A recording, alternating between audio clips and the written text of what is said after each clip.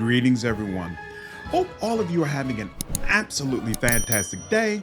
We're back again with more Pathfinder Wrath of the Righteous. This time, I wanted to give you the ending slides that you get if you are able to ascend as a trickster. Unfortunately, I'm only going to be able to give you the 5 crystal ending, not the 6 crystal ending. There was a bug in the game at the time that I was ending my playthrough, and it prevented me from being able to get the 6 crystal. When and if that bug is finally fixed, I will definitely circle back and give you the full 6 crystal slide ending, 6 crystal ending slides. But for now, I'll only be able to give you the 5 crystal one. So I figure this is something a lot of you haven't seen anyway, so hopefully it'll still be good content. And with that, let's go ahead and dive right in. Life and death, destiny and great deeds, answers to mysteries, the search for one's true path. The mind can comprehend all of these, and then such concepts can be written down as a sequence of formulas, a series of lines, a chain of thought.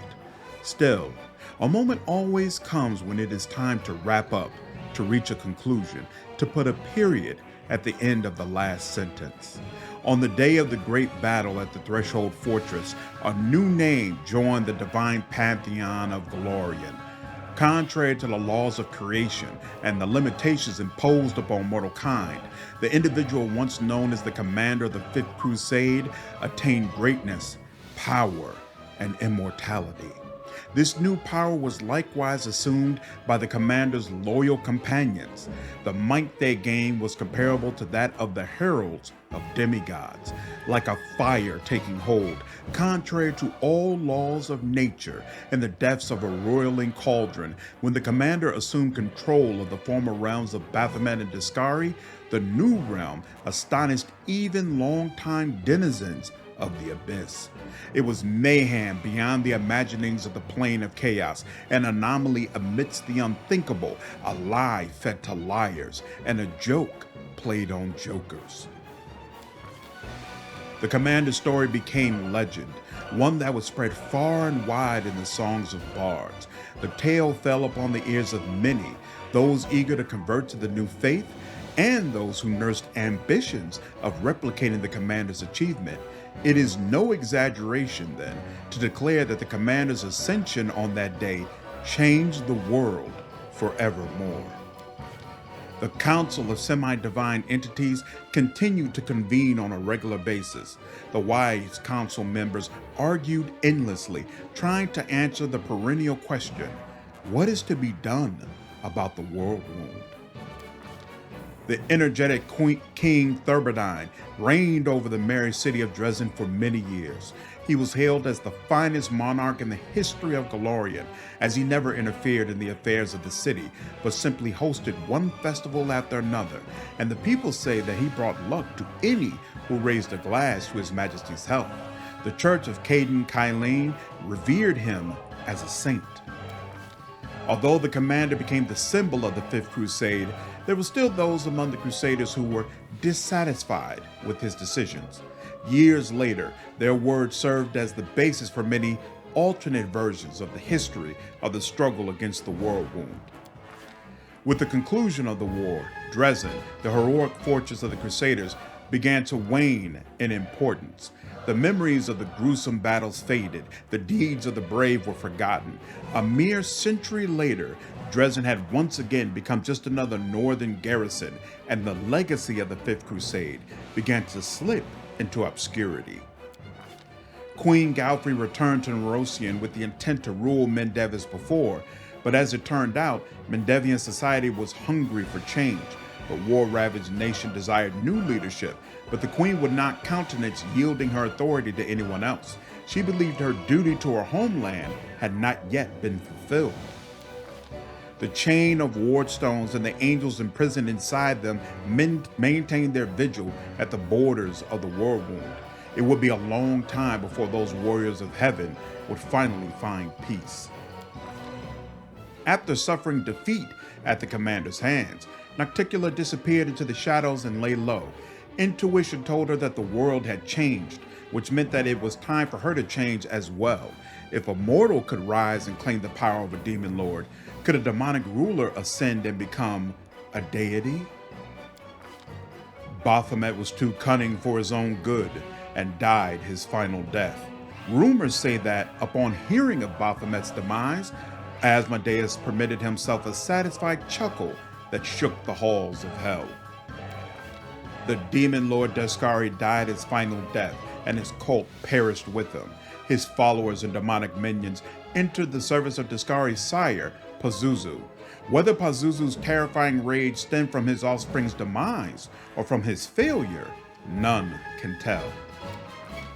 For a time, the whereabouts of Nurah were completely unknown, but then the River Kingdom saw the publication of her shocking book, To the Abyss and Back, The Crusade Through the Eyes of a Former Cultist. The book was banned in several countries, and a bounty was placed on Nurah's head, but the elusive writer always escaped the clutches of the Inquisitors. Having rediscovered his own story, the storyteller rejected the goddess's proposal. He was celebrated as a great historian and rightfully held the position of Dean of the History faculty at the Akanamarium, the most renowned academy in Absalom. Another 40 years passed before his age caught up with him, and it was his turn to appear before the Lady of Graves.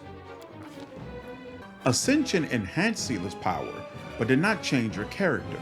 The irrepressible warrior is frequently seen in the company of good gods, from Caden Kaleen to Chaldera Zuzaristan.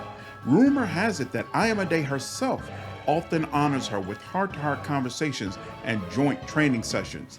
The goddess enjoys reminiscing about her mortal days. Most importantly, Sela never stops thinking or caring about the common folk in need of help. Not for a moment.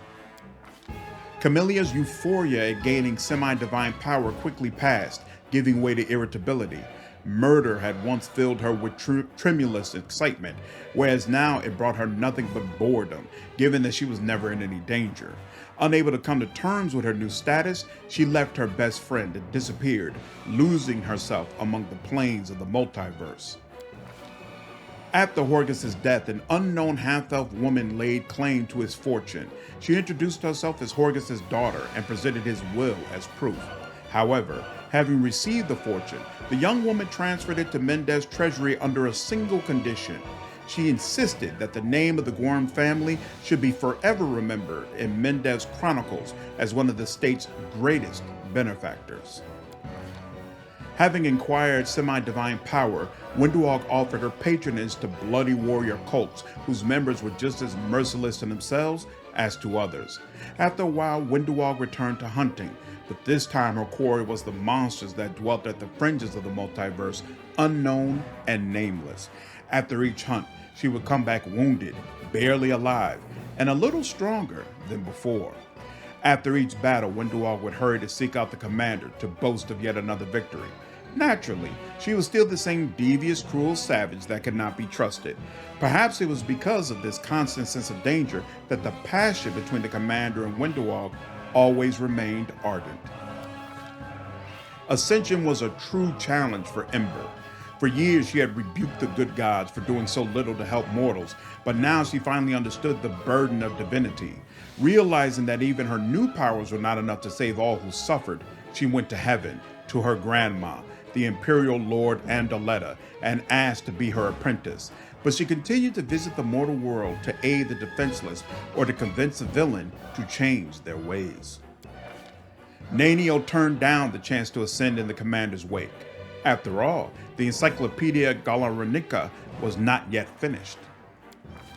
Darren Arende, who had always despised piety in all forms, suddenly became an object of worship himself. Among followers of the rapidly growing Church of the Commander, the Count was the most popular associate of the new deity. He was the one most often pictured at the commander's side in religious paintings and reliefs, possibly because artists found the handsome Aasimar to be the most appealing subject. As for Darren himself, he solemnly swore never to answer a single prayer, and it seems he duly kept his promise. Woljith Jefto gladly accepted his semi-divine powers since, as he told anyone who would listen, He deserved them. When he had to, he followed his chief everywhere, and whenever he had a spare minute, he descended to Golarion to steal whatever caught his eye, free a random tiefling from prison, or hide stolen property in one of his many stashes throughout Golarion.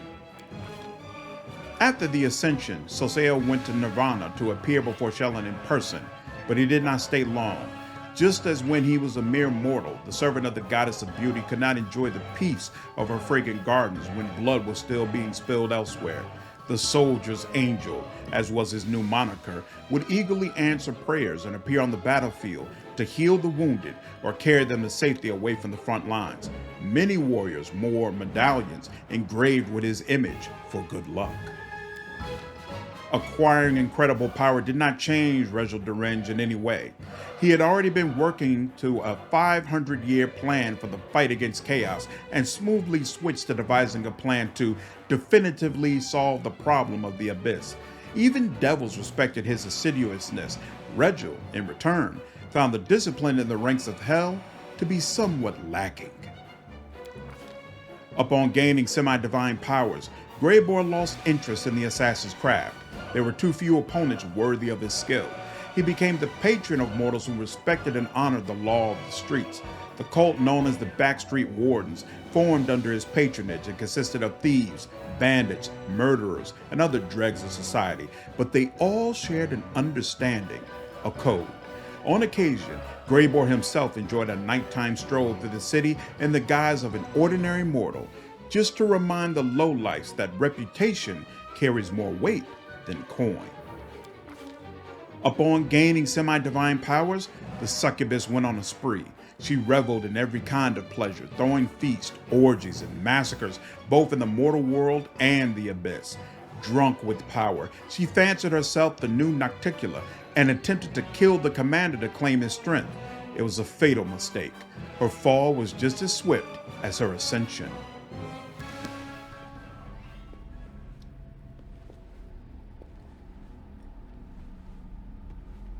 And what of me, the writer of these words? The half-demon witch known as the architect of the Worldwound. I was defeated. The victor spared my life in a gesture that was not quite a boon, not quite charity. I was left without hope, without a chance of finding a purpose again. I lived out my remaining days in an isolated cottage, far from everyone, needed by none, discovered by none. I have recounted the story of my life for you, Pharasma, Lady of Graves. Not only of my life, but of the commander's also. I believe the tale of such an illustrious figure would pique even a goddess's curiosity. Now you know everything. I await your verdict, goddess. Silence hangs over the boneyard. The Lady of Graves is weighing her decision, and it seems the entire universe is holding its breath, awaiting her pronouncement.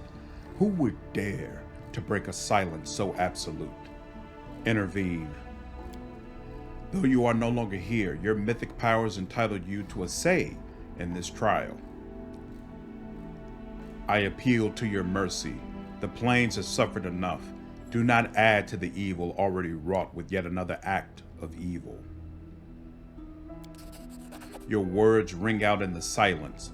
They are heard, considered, and given their due weight. The laws of the universe have existed for millennia.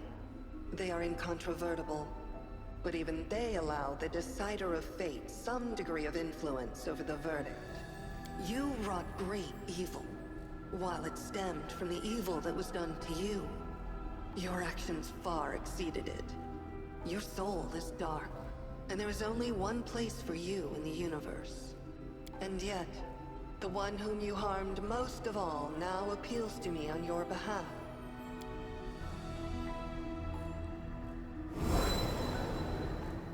I shall send you to the Maelstrom, the plane on the edge of the world. A place to which the gods' gazes do not stray. There you will find yourself. Or you will perish in the whirlwind of chaos that is your soul. So be it. Now you The mortal who has risen so high as to stand boldly in the presence of the goddess of fate. You have done the impossible, and you will be remembered as long as this universe exists. Go, live out the rest of your life. I look forward to tales of your future deeds. And that is the ending slides if you ascend as Trickster with just 5 crystals. Again, unfortunately, I didn't have the 6, so I couldn't take Areelu with me. But best believe I will have a playthrough where I have all 6, and when I do, you all will be able to see those slides. Until then, hope all of you enjoyed this video. If you did, please leave me a like down below, share this content, and subscribe to the channel if you haven't already. I will see you all in the next video. Take care.